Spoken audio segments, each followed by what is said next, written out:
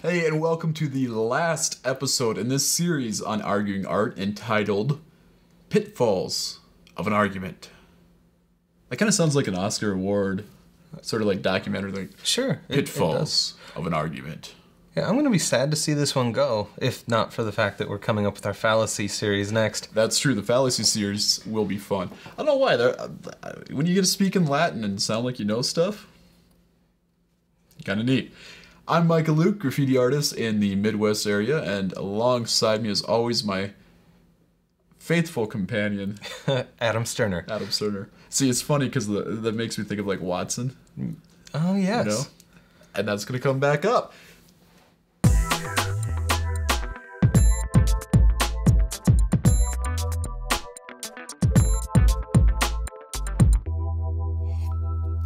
Welcome to this episode of Arguing Art. Like I said, this is the episode on elliptical arguments and the last episode in our Pitfalls of Arguments series of episodes.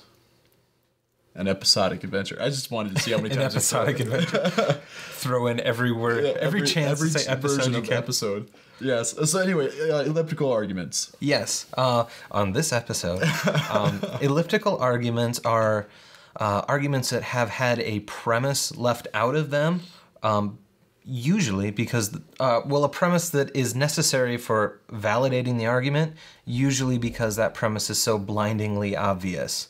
Okay.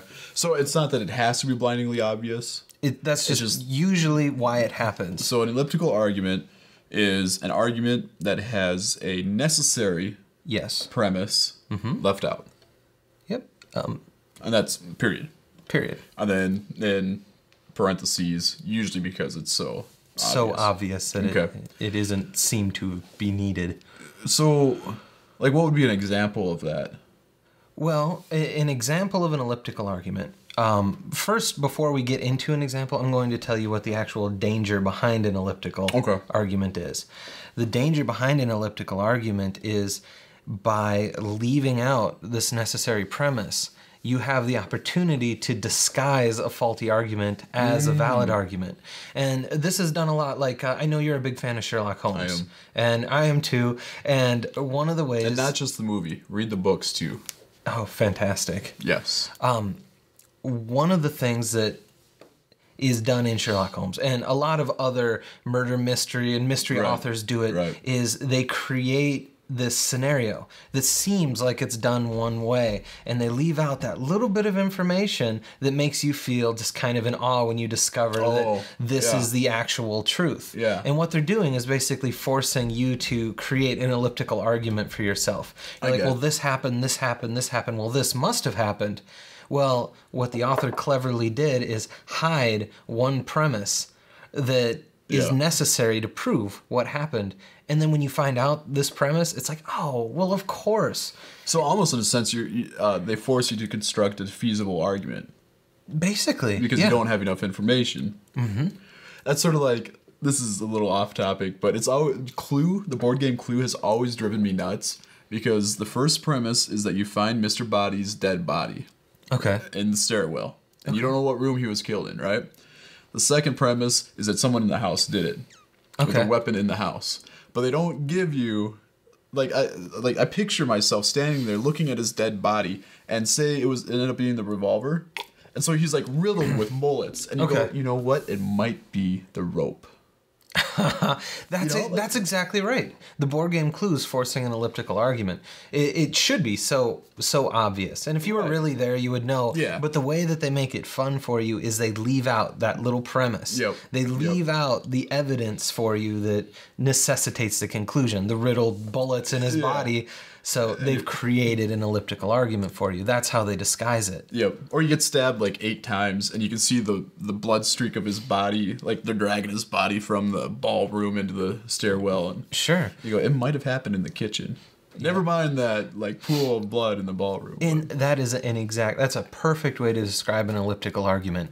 The little piece of information left out from the bigger picture that is necessary to prove, validate, make your argument sound, and it creates an elliptical argument. Kind of fun. Kind of a way to hide it. Disguise a faulty argument. Make you think that it could be the rope, could be the candlestick.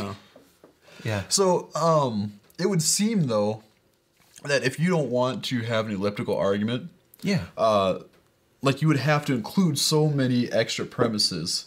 Like, if you don't want people to have to make a jump.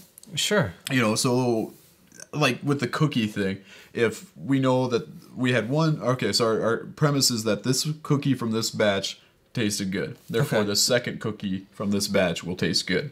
Okay. But that sort of necessitates the premise that both cookies were cooked in the same way, and then that necessitates the premise that all the ingredients were equally distributed throughout the entire batch, and then that necessitates the premise that each individual ingredient was of the same quality throughout. I mean, it was homogeneous in quality. Sure. You know, like, it just seems like it's such a slippery slope that you have to add premise after premise after premise. Well, and that's why when most people set up their argument, a lot of them are formed as elliptical arguments. There are a lot of things that are left out just because they're common knowledge or they're so obvious. Yeah. But what you need to do when you're looking at the argument is just be aware that by leaving things out, there could be that hidden piece of information, that elliptical argument left out, that'll create the defeasibility of your argument and cause it to no longer be valid. So having an elliptical argument is not the issue. No. It's just about which premises get left out. Yep, you have to be ever vigilant that they're not leaving out the premise that actually necessitates the conclusion. Because it could happen. It could happen in the case of Clue. Yep. Or in a murder mystery, that little piece completely changes your final conclusion. But in the case of cookies, you have to make those assumptions or everybody's argument would be 15 pages long with every little tiny detail, which, you know, some of those situations you might need to go that deep. Yep. But a lot of arguments, they leave out those things that are just so obvious that it's not really necessary to state them. Well, that makes a lot of sense. Actually, I think that one's fairly clear. Okay. I don't know how to counter you anymore. Usually I try and find, like, problems with his explanation, like you do with me with the art stuff, so that we can make sure we cover everything, but I can't think of anything else. Excellent. I think you got it. You nailed that one. Our job is done here. Yes, that is the series of Pitfalls of Arguments. Are we planning another series like this? We do. Like we said in the beginning, and I think we may have mentioned it in the introduction, we have another series of philosophy coming out that's really fun. It's kind of the mother of the bad arguments, mainly because it's the most fun one to discuss, and they have cool Latin names like reductio ad absurdum, which sounds like when I say reductio ad absurdum, I totally feel like I'm in Harry Potter casting a spell. Like, reductio ad absurdum. That's how I feel. And those are called fallacies, one of Micah's favorite words. That's awesome. And makes me feel dirty. That's our next philosophical series. Yeah, come back, check it out here at arguingart.com. If you're watching this on YouTube or Vimeo or another video site, or you're finding this through some other way, arguingart.com, make sure to come check it out, because that is actually where the bulk of our content is. There's articles, there's spots for you to post comments. We'd love to have you guys. Adam and I are real people. We're actually on the website. We constantly check our email. I've got a phone that my email goes directly to me, so if you email me, I'm going to get it like right away. Yeah, or you can track us down on Twitter. I'm yes. at Adam Sterner. He's at Prophet Micah. That's although it's spelled differently. Yeah, PROPHTMICAH. We should post that in our bio section so people... Okay. That'd be easy to do. Anyway, come check us out. We'd love to hear from you guys, and we want you to be a part of our community.